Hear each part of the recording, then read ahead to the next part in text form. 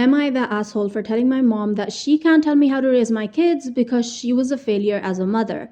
So I'm 25 female, my husband 28, and I decided not to let our daughter 11 have a smartphone until she's 13. While at home, she uses my husband's to watch videos and stuff, and she only uses it for like 2 hours. Well, lately her friends' parents bought them smartphones, and now she asked us if she can also have one because they all have Instagram and those things that we hate that someone her age has. So we told her that she can't and we explained why.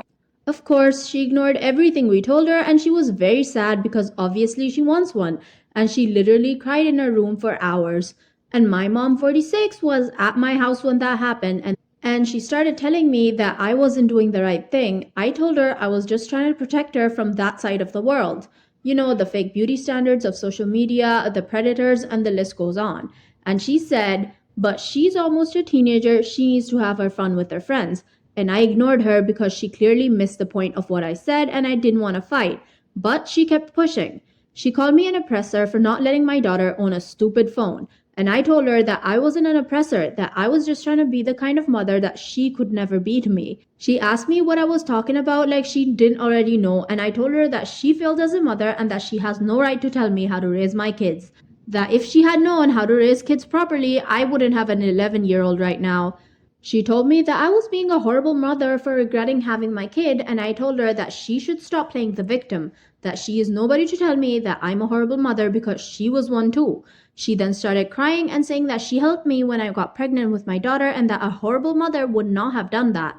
And I told her that was the least she could do after letting me down as a mom. And I ended the conversation with that, but now my dad and the rest of my family accuse me of being ungrateful to my mom and to them. I don't think I'm being ungrateful, just want an honest opinion, so am I the asshole? Also, when she found out that I was pregnant, she kicked me out of her house, even knowing that I had nowhere to go because my husband's parents had kicked him out too.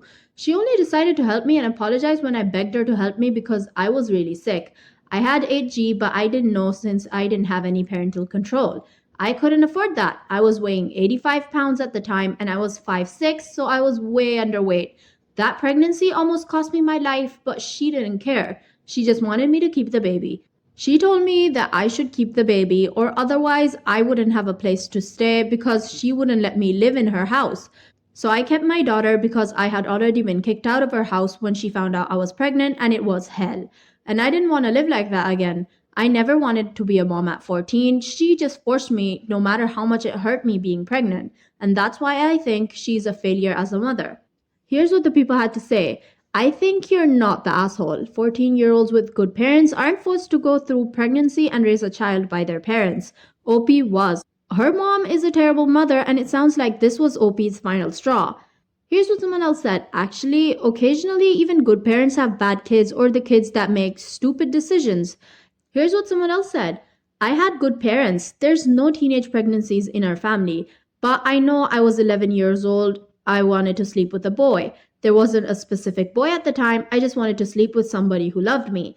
My mom would read these sex novels like the ones that had Fabio on the covers, only these were shorter. I wasn't allowed to read them. So these people in the stories would sleep together without having sex, to keep warm in the South Pole, or because one of them was sick, or because an old relative left a well. You get my point. So I wanted that. Somebody who loved me and only me, somebody I could talk to. I'm sure anybody could have groomed me, and if there had been a boy I liked, I too could have been pregnant as a young teenager. OP is not the asshole. Her mother failed her in more than one instance. So guys, tell me your thoughts on this story in the comments. If you are still watching, it would mean a lot if you could hit the like button and subscribe to my channel for more videos like this. Am I the asshole for taking away my daughter's Thanksgiving present because she refused to eat what my wife cooked? I'm a father in my 40s of 2 kids, a son 14 and a daughter 16. I recently got married to my new wife, Molly, who is a great cook and she has been cooking for me and the kids in the past few months. However, my daughter doesn't like all the meals Molly cooks, and sometimes she cooks her own dinners. Molly, as a result, will get hurt thinking her food isn't good enough. She confided in me about it and how much it bothers her to see my daughter decline her food and cook by herself. I've talked to my daughter to address the issue and she said she appreciates Molly's cooking, but naturally cannot be expected to eat everything she cooks. I asked her to be more considerate and try to take a few more bites here and there whenever Molly cooks, To avoid conflict, since she's very sensitive, my daughter just nodded and I thought that was the end of it. Last night, I got home from a dinner meeting with a few coworkers and found Molly arguing with my daughter. I asked her what's going on. Molly told me my daughter said no to dinner she cooked and went to the kitchen to prepare her own dinner as if Molly's food was less than. I asked my daughter to come out the kitchen and please sit at the table and at least eat some of her stepmom's cooked food, but she refused, saying she's old enough to not eat what she doesn't like and pretend to like it just like I wanted her to appease her mom. I told her she was acting rude and that she had to turn off the oven and told her no cooking for her tonight and asked her to go to her room to think about this encounter and then come back to talk. But she started arguing. That is when I punished her by taking away her Thanksgiving gift that her mom left with me. We both paid for it. And she started crying, saying it was too much and that she didn't understand why she was being punished. Again, I told her to go to her room to cool off, but she called my in-laws, her uncle and aunt, who picked a huge argument with me over the phone, saying that my daughter is old enough to cook her own meals and my wife should get over herself and stop picking on my daughter. Molly explained she just wants to make sure my daughter eats well and that she cares, otherwise it would hurt so bad. My in-laws told me to back out of the punishment, but in my opinion, this was more than an issue about dinner and I refused to let them intervene and hung up. My daughter has been completely silent and refuses to come downstairs. To clarify, the gift was an iPhone which was supposed to be for my daughter's birthday 2 months ago, but due to circumstances, we couldn't celebrate nor have time to get her a gift, so her mom wanted her to have it on Thanksgiving. Here's what someone else said. You are the asshole. Your in-laws had it on spot. Your daughter's done nothing to warrant having her gift taken away, but A++ effort to your new wife for attempting to stick a wedge between you and your child, and A++ effort for you not noticing.